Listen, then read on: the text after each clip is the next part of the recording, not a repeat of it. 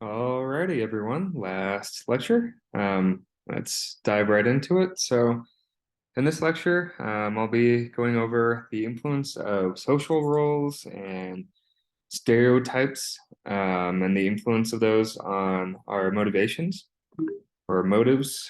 And so, the key theory, the main theory behind this is called social role theory.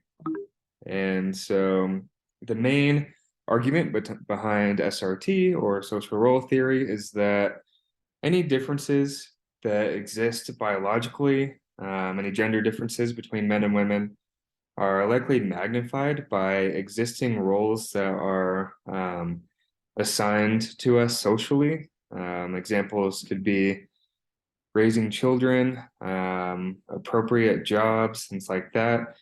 And so we'll get into this more in a bit, but this turns into somewhat of a self-fulfilling prophecy where we have these norms and stereotypes, and based on these, more people of each gender are more likely to go into various roles that fit these stereotypes. And so a possible example here, one of many, is that as we talked about earlier, there's a biological difference in the ability to create children in a short amount of time. So men are able to have more children in a shorter amount of time, right? And so this can lead to differences in roles that are assigned. And so we could say that historically, men have been assigned roles that are more dangerous. So fighting, wars, trying to get dangerous animals for food, historically, whatever it might be. And so based on that, or in other words, with these roles, men are, in terms of procreating, making more children, men are more expendable. And so they get these more dangerous roles. And based on this division of labor, the separation of roles, men are more likely to fulfill them, more likely to go and be a part of these dangerous activities, dangerous behaviors, things like that. And from this, we get the stereotype, right? That men are more violent and aggressive. So again, one possible example here. Um, and then if you recall, with that first example in the beginning lecture to this series, we had that example with the different villages and hostile and peaceful and all that. And so what happens with the stereotypes is that the biological nature of these differences may be exacerbated or increased, and the stereotype that men are just more violent and aggressive in nature becomes the explanation as opposed to more those rational explanations to get at kind of the rational responses to environment that have historically happened. And so, yeah, by fulfilling these roles, people behave in ways more consistent with the gender stereotypes, so behaving more violently and aggressively on average. And so this again gets into those self-fulfilling prophecies. And examples of this can be, women define themselves on average more in terms of relations than men do. And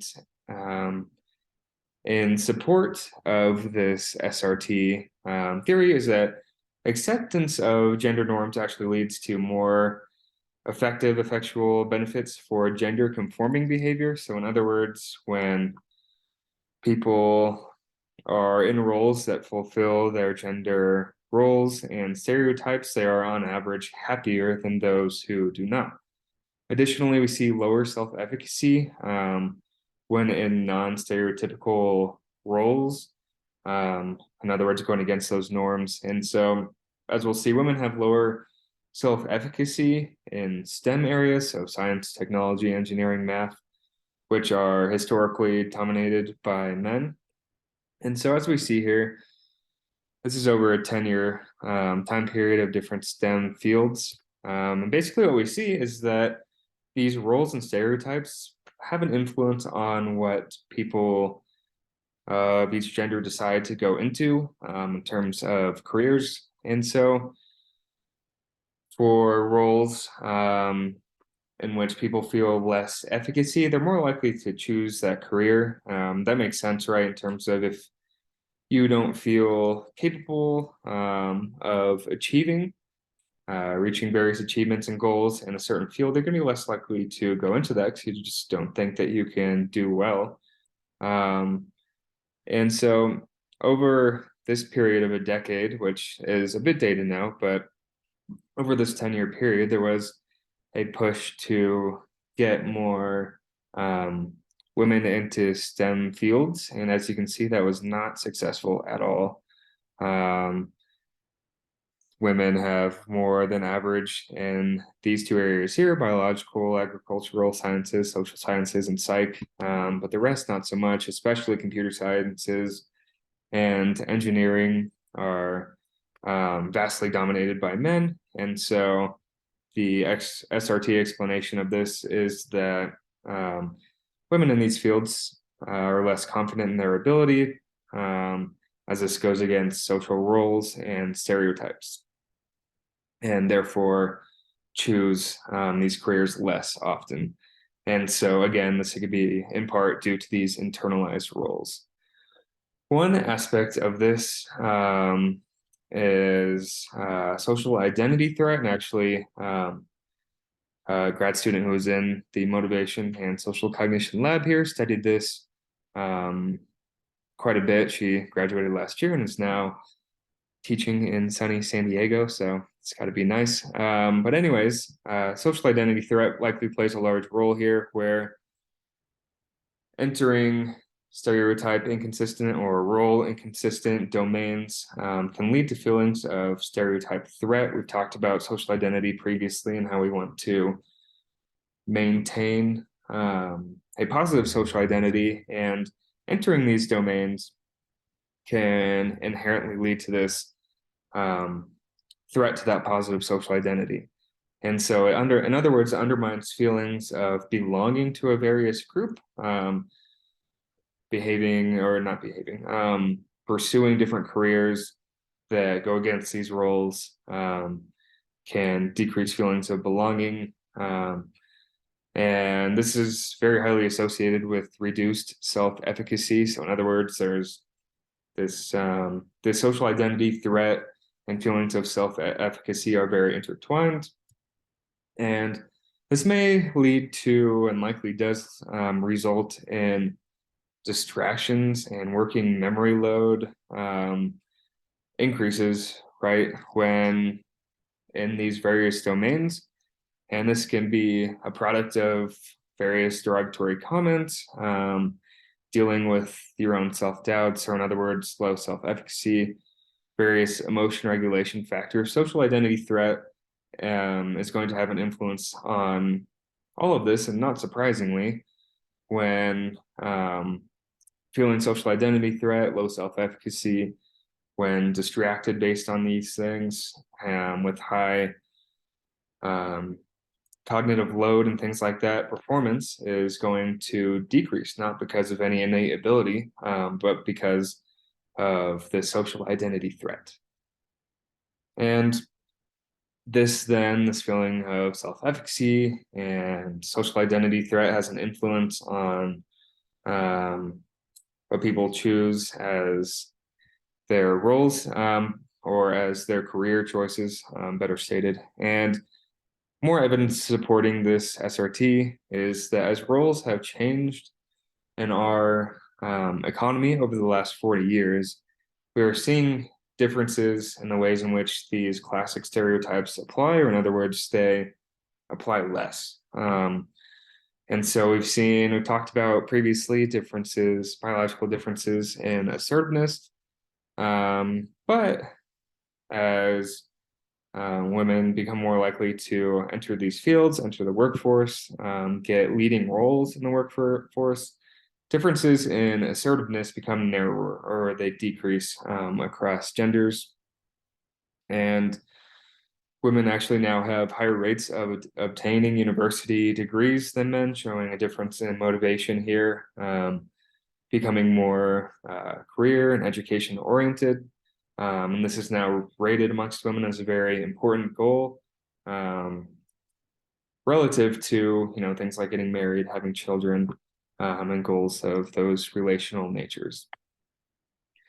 More evidence for this. This is looking at a time span of about 20 years here of Fortune 500 companies that have female CEOs. So you can see, relative to one, there has been a substantial increase in women over this period of time becoming CEOs of Fortune 500 companies. And lastly here, again, we've talked about gender differences in aggression as in addition to those personality differences like assertiveness. And so we've gone over kind of biological reasons for aggression, but we've also now in this lecture talked about possible influences of social roles and how men with these social roles and stereotypes may be more likely to be competing for status and to show more aggression due to that. Additionally, it may be more acceptable for men to show at least physical aggression in terms of the societal norms that are accepting of this. And so this chart here kind of supports that statement that we see boys of 8 years of age and 15 years of age more likely to display physical aggression relative to more indirect. And we see the girls of 8 and 15 years of age are more likely to do indirect forms of aggression. So examples of that could be, you know, talking behind people's back or whatever that might be, versus, you know, physical aggression is obviously hitting someone, punching them, whatever that might be. And so based on an SRT point of view, that in large part is due to various roles and stereotypes. Stereotype that, you know, oh, boys are going to fight, boys will just be boys, things like that. And again, other differences with the biological basis that we've talked about previously are things like sex drive, jealousy, that do seem to have a biological basis, but they also end up being also influenced by various social roles and stereotypes, and that is getting at the key point of social role theory. And that's it. That's the end of motivation. Congrats on making it to here. So within the next few days, I will be posting the study guide, practice exam, all that for exam 3. Definitely reach out if you have questions about this third section, the information that we've gone over here, or other sections if you're just interested in those topics that we've talked about previously as well. Yeah, that's it. Just let me know if you have any questions.